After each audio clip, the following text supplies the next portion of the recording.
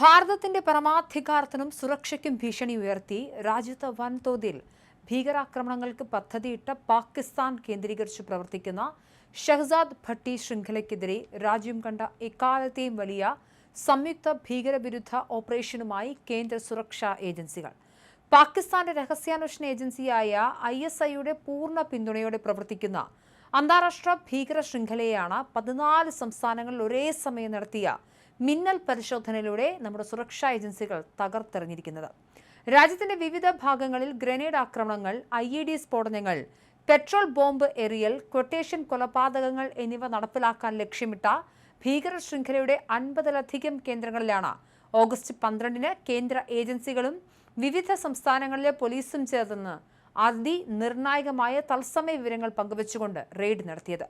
പരിശോധനയിൽ കേവലം മണിക്കൂറുകൾക്കുള്ളിൽ 253 പ്രതികളെയാണ് രാജ്യത്തിന്റെ വിവിധ കോണുകളിൽ നിന്നായി സുരക്ഷാ സേന കസ്റ്റഡിയിലെടുത്തത്.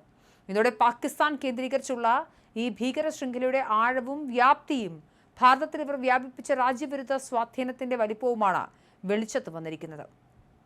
അതിർത്തി കടന്നുള്ള ഭീകരവാദത്തിനെതിരെയുള്ള പോരാട്ടത്തിൽ ഈ സംയുക്ത ഓപ്പറേഷൻ വൻ വിജയമാണെന്ന് കേന്ദ്ര ആഭ്യന്തരമന്ത്രി അമിത്ഷാ വ്യക്തമാക്കി.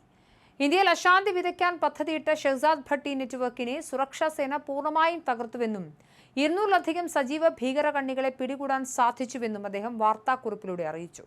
14 സംസ്ഥാനങ്ങളിലായി നടന്ന കൃത്യമായ കോർഡിനേഷനിലൂടെയുള്ള ഈ ആക്രമണത്തിൽ വിനാശകാരികളായ IED ബോംബുകൾ, പാകിസ്ഥാൻ ഓർഡിനൻസ് ഫാക്ടറിയുടെ മുദ്ര പതിപ്പിച്ച മാരക ഗ്രനേഡുകൾ, പിസ്റ്റളുകൾ, തോട്ടകൾ എന്നിവയ്ക്ക് പുറമെ വിവരങ്ങൾ ചോർത്താനായി ഉപയോഗിച്ച ചാര CCTV ക്യാമറകൾ ഉൾപ്പെടെയുള്ള സജ്ജീകരണങ്ങളും പിടിച്ചെടുക്കാൻ സാധിച്ചതായി ആഭ്യന്തരമന്ത്രി വ്യക്തമാക്കി.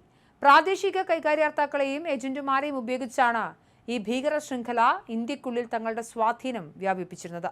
പോലീസ് സ്റ്റേഷനുകൾ, സൈനിക കേന്ദ്രങ്ങൾ, സുപ്രധാന പ്രതിരോധ താവളങ്ങൾ, പ്രമുഖ ആരാധനാലയങ്ങൾ തുടങ്ങിയ കേന്ദ്രങ്ങളിൽ മുൻകൂട്ടി നിരീക്ഷണം നടത്താനും ചാരവൃത്തി നടത്താനുമാണ് ഇവർ പ്രാദേശിക യുവാക്കളെ നിയോഗിച്ചിരുന്നത്. സെൻസിറ്റീവായ പ്രദേശങ്ങളിൽ നിന്നും വിവരങ്ങൾ ശേഖരിക്കാനും ലക്ഷ്യസ്ഥാനങ്ങൾ കൃത്യമായി അടയാളപ്പെടുത്താനും രഹസ്യ നിരീക്ഷണ ക്യാമറകൾ സ്ഥാപിക്കാനുമായി ഈ പ്രാദേശിക കണ്ണികൾക്ക് പാകിസ്ഥാനിൽ നിന്നും വൻതോതിൽ പണം ഒഴുകിയിരുന്നതായാണ് അന്വേഷണ സംഘം കണ്ടെത്തിയിരിക്കുന്നത്. പരിശോധനയിൽ ഏറ്റവും കൂടുതൽ ആളുകൾ കസ്റ്റഡിയിലായത് ഉത്തർപ്രദേശിൽ നിന്നാണ്. UPയിൽ നിന്ന് മാത്രം 62 പേരെയാണ് ചോദ്യം ചെയ്യലിനായി പോലീസ് പിടികൂടിയത്.